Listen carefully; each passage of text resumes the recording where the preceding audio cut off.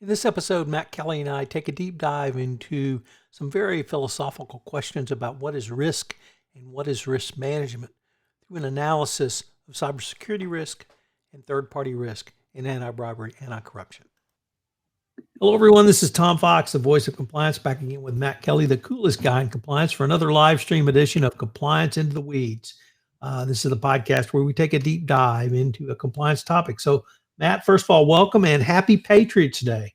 Thank you, Tom. It is good to be here. I assume all listeners around the world know the importance of Massachusetts Patriots Day holiday, marking the start of the U.S. Revolution about 2 towns over from where I live. So, big day here in Massachusetts. Oh, and I thought it was to celebrate the marathon. And now the marathon usually does happen on Patriots Day. This is also the only day in the whole year where the Major League Baseball has a game that starts before noon, when the Red Sox typically play around 11:30 a.m. Except I don't know if they're playing today, and we don't have the marathon today. The marathon's currently scheduled for October. Fingers crossed we will pull it off this year. If the Red Sox were playing, would anyone care? Actually, now they are winning, much to my surprise. I'm sure that's a fad, and it won't last. Okay. It's very interesting to watch you and your other Northeast American cousins down in that other city that has that other baseball team banter back and forth at this early part of the season, reveling in the Yankees' dismal performance. That is very true. It's good news. Well, Matt, you wrote a really interesting blog post last week. We talked about it on last week's recording of Everything Compliance, but I wanted to maybe take a little bit deeper dive into a prevalent report which talked about third-party risk management, and not in a way that we typically see it. So I was wondering if you might be able to set the stage for us. Yeah, sure. So this is a report that came out from the software firm Prevalent, which offers third-party risk management software, but they very much approach it more from a cybersecurity supply chain perspective. The report surveyed about 150 people. And before I get into who the people were, I will throw out a couple of interesting statistics, and then I'll tell you who the people were and why this makes the report so interesting, I think. But Prevalent found that 87% of the 150 or so respondents said that they do assess third parties, but they assess them specifically for cybersecurity risks. The polite way of putting it is that they want to assure these parties do not introduce risks to our business that could negatively impact us, which really means that we don't have a cybersecurity threat coming up through our supply chain and one of our suppliers that bites us on the rear end. 87% said that's why they assess third-party risk. Only 60% said that they do this for more compliance-centric concerns, surveying their third parties for like maybe data privacy risk or some other sort of data security regulation that they might have to uphold. But then when you get down a bit more into what other risks they are assessing among their third parties, 39% of this group said they don't currently survey or assess for anti-corruption risk, even though they know they should. 39% said we still don't. But meanwhile, here are 88% of them saying that they do track cybersecurity risk, 73% saying they're tracking privacy risks, but we have this significant chunk saying we don't track anti-corruption, even though we know that we should.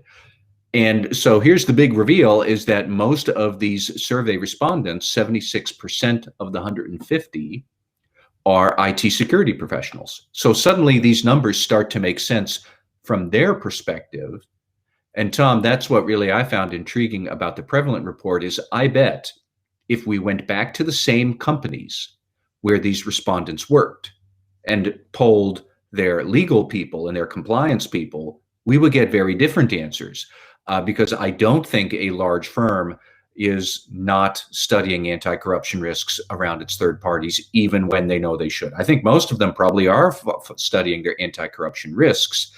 So yeah, this is a long-winded way of saying we have these two different groups, anti-corruption, ethics and compliance, and we have IT security. And they're both talking about third-party risks. They are using the exact same words, and I think that they are talking about very different things. And so we can unravel what all of that dichotomy means. But I mean, it seems to be a pretty pronounced dichotomy in this realm of third-party risk management. So these sort of micro findings, I guess the thing that intrigued me the most, Matt, was that, and you really articulated this very well in Everything Compliance, was the detail that each of these groups go into to manage their third-party risk, assess, craft a management risk, or managing a risk strategy, and then implementing that strategy, all the way up from the lowest compliance professional or the lowest data security professional, literally all the way up to the board of directors. Would that be a fair assessment? Well, I think that they all go through the same basic procedures. A lot of times you will be sending questionnaires to your third parties. You might be doing some sort of audit on your third parties. You might be pulling external sources of data about these third parties to see what that says. And you take all of that data and you come up with a risk score or profile or some sort of comprehensive view. But I still suspect that each of these fiefdoms, can't say I love saying it that way, but each of these fiefdoms, IT security, legal and compliance, probably even some other functions out there, they're all doing the same sort of thing, and they're all coming up with their own risk scores that I suspect exist separately from each other.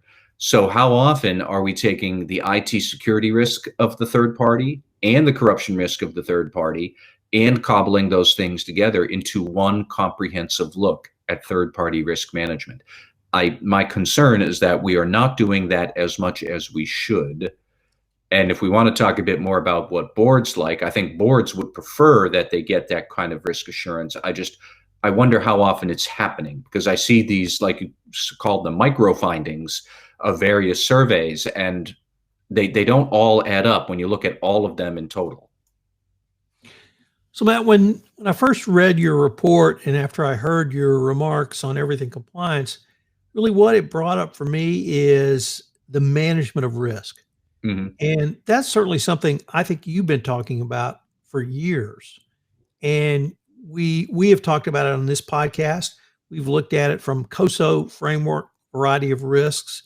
You've been talking about management of risk. I know that's certainly something that's been on my mind. And does this report help lead us to a conclusion that companies need not simply a more robust risk management strategy, but a more integrated risk management strategy? Yeah, I would definitely pick up on the integrated, which I think is just the right word here. I suspect a lot of firms do have robust third-party risk management strategies. I think the problem is you got several of these robust strategies running at the same time. If you look at it from a corporate board's perspective, they certainly are aware that third parties are a risk, but I don't think a board wants one assurance report after another from one risk management function after another, each of them taking their own slice of they're taking their own bite at the same apple. That you have compliance people talking to the board about anti-corruption risk, and then in comes the CISO to talk about cybersecurity. Maybe potentially you could have a head of procurement talking about just supply chain stability.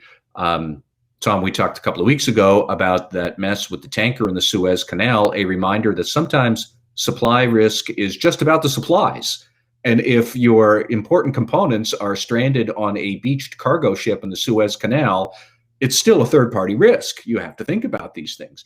So does a board want deep dives into each slice of third-party risk to make sure everything is assured? I don't think they do. I think they want to know third-party risk is handled so that the operating teams in the first line of defense can go forth with their supply chain reliable enough to go ahead and advance on the business objectives. So I think boards would very much like an integrated approach to third-party risk management and assurance and reporting.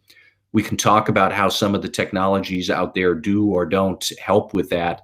But if that's what a board wants, I still, like you said before, an integrated function would be what they want. I fear that we have multiple robust third-party risk functions existing in parallel.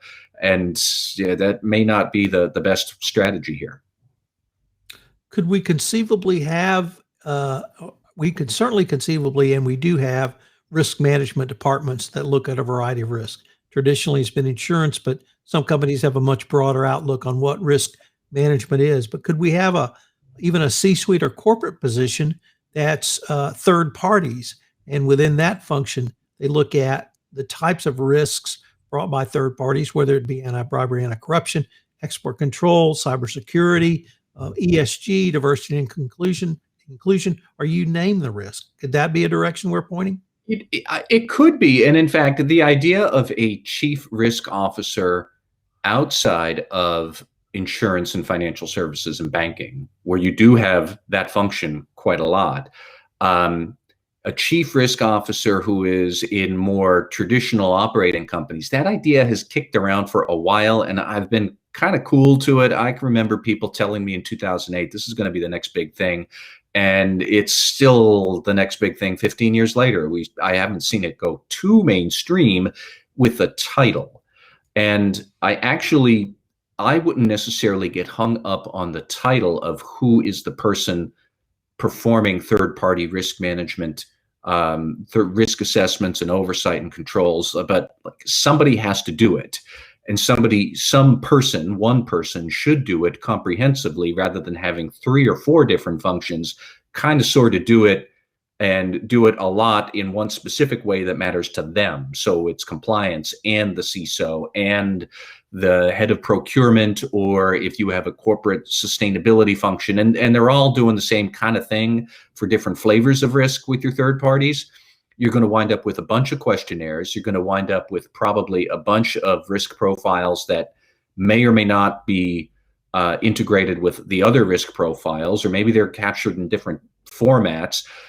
Never mind that your suppliers are going to go totally bonkers that this is the 4th goddamn time we've had a risk assessment come from this client. What do we have to do to make them just go away? And, that dynamic is real.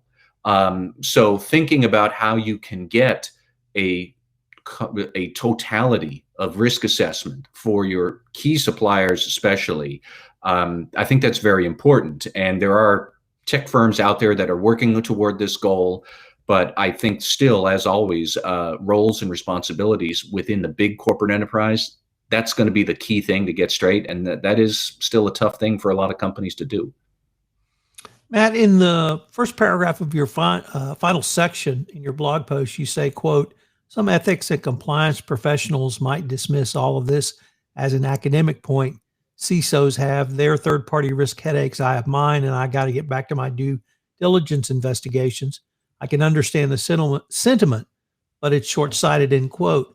Why do you think that approach is short-sighted? First off, because if you, the compliance officer, are not thinking bigger about what else is going on in the enterprise, that is a great way to silo yourself, which is not something I think most compliance officers would prefer to be in that position. But ultimately, there's a lot of third-party risk out there, and it comes in all sorts of flavors.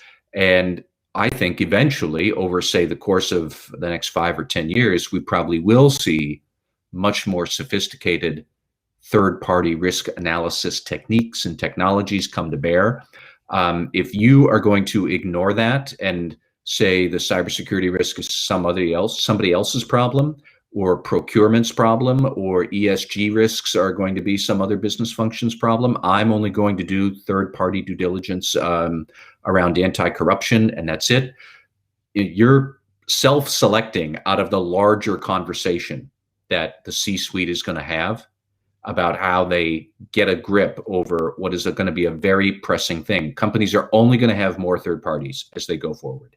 The third parties are only going to perform more critical tasks, and you will only have more potential regulatory violations, litigation instances, failures, or civil litigation that comes up from how you mishandle your.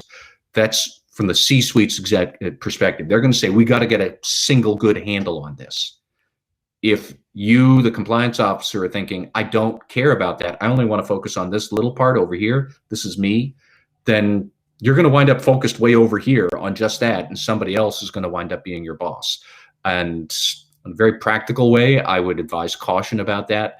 And also just eventually the technology will allow for comprehensive third-party risk management. And, you can either be a part of that conversation or you can get the memo when the conversation is done.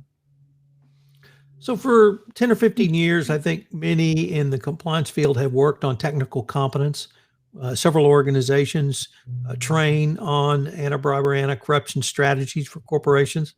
I write books on it, conferences and webinars on it. Have we done ourselves a disservice by hyper-focusing on the technical aspects of ABC compliance, or is what the prevalent report alerted you to just an understanding or awareness that the world's a lot bigger in terms of risks now?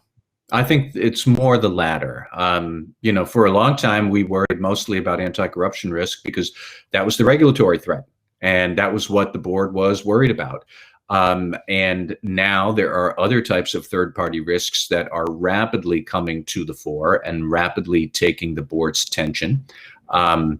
As much as we all would like to say that regulatory risks and regulatory enforcement is a big deal, and it is, an operating failure is a bigger deal.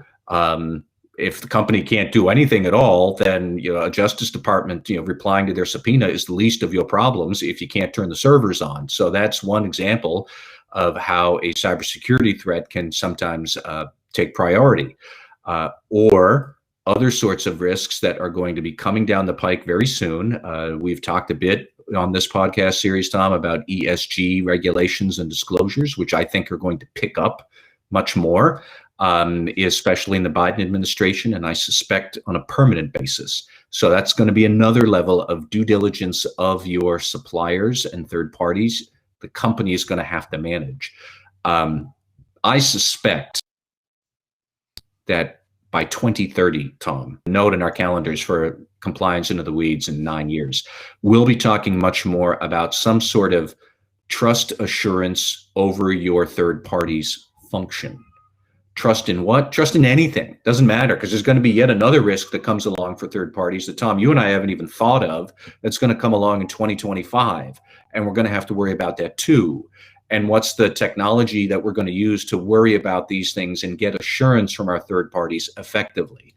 Anti-corruption was probably one of the first, but it's going to become one of many I would say it already is one of many. It's going to become one of many more in the near future. And that's the sort of way we'll need to think about this. Matt, that seems like a good note to end this podcast on, but I just wanted to say that you have multiple levels of blog posts. And when you're at your best, you write technical blog posts that not only pose technical questions, but I think open up a much wider variety of questions. And I think you really did with this blog post. It certainly got me to thinking, and I assume that lots of others were thinking about this. So kudos for the blog post. Well, thank you very much, Tom. Thank you for listening to this episode of Compliance Into the Weeds. If you want more information on the blog post, which is the basis of this podcast, check out the show notes on the audio version of this podcast. Please join Matt and I again next week, where we take up another episode by going deep into the compliance weeds.